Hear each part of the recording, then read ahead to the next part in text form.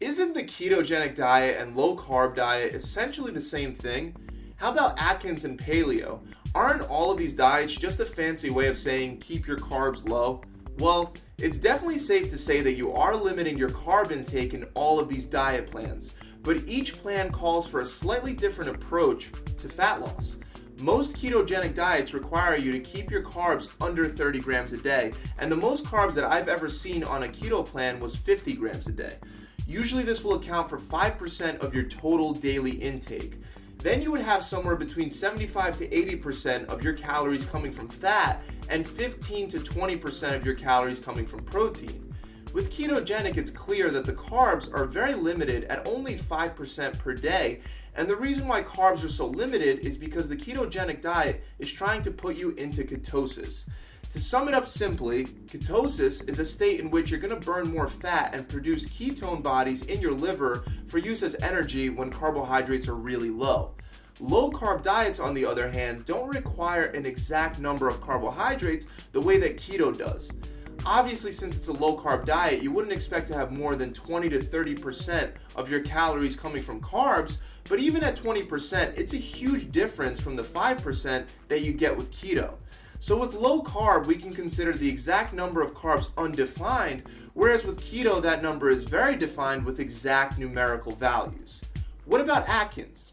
When taking a closer look at Atkins, you see that Atkins is different from keto and low carb as well. With Atkins, the general accepted split is 30% protein, 10% carbs, and 60% fat. Again, this is higher than the 5% that we see in keto, which keto dieters would not support because they would say that having a higher level of carbs would take you out of ketosis.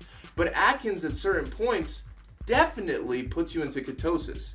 The plan takes you through 4 phases, and a lot of these phases match up with keto, almost identical in structure.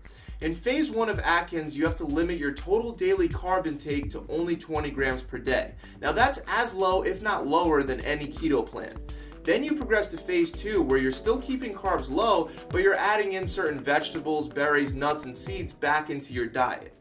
And then in phase 3, which you'll only start once you're about 10 pounds away from your weight loss goal, but once you've actually started phase 3, you start to add 10 grams of carbs to your diet every single week.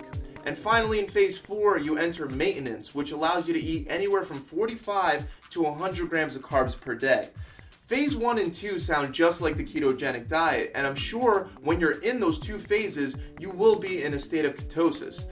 But when you enter into phase 3 and phase 4, you're going to be moving more towards a general low-carb diet, which, as I've already mentioned, is very different from keto. Now, how about paleo? Where does paleo fit into in all of this?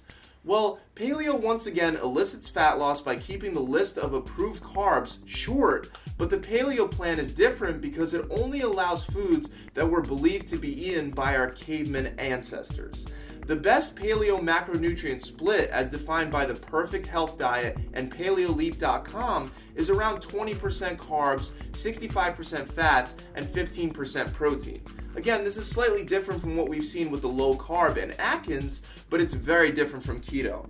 Even though paleo and keto are both low in carbohydrates, keto is significantly lower than paleo. Again, keto's only totaling around 5% of daily intake for carbs. The paleo diet is also very specific with what foods you can and cannot eat.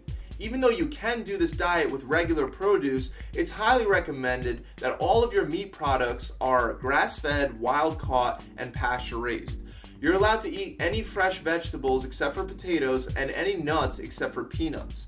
Also, eggs, healthy oils like olive oil, and fresh fruit, especially berries, are allowed on this plan. Grains, bread, cereals, and any processed food, legumes, beans, and dairy are completely off the plan. Now, dairy is a big part of the ketogenic diet for many people.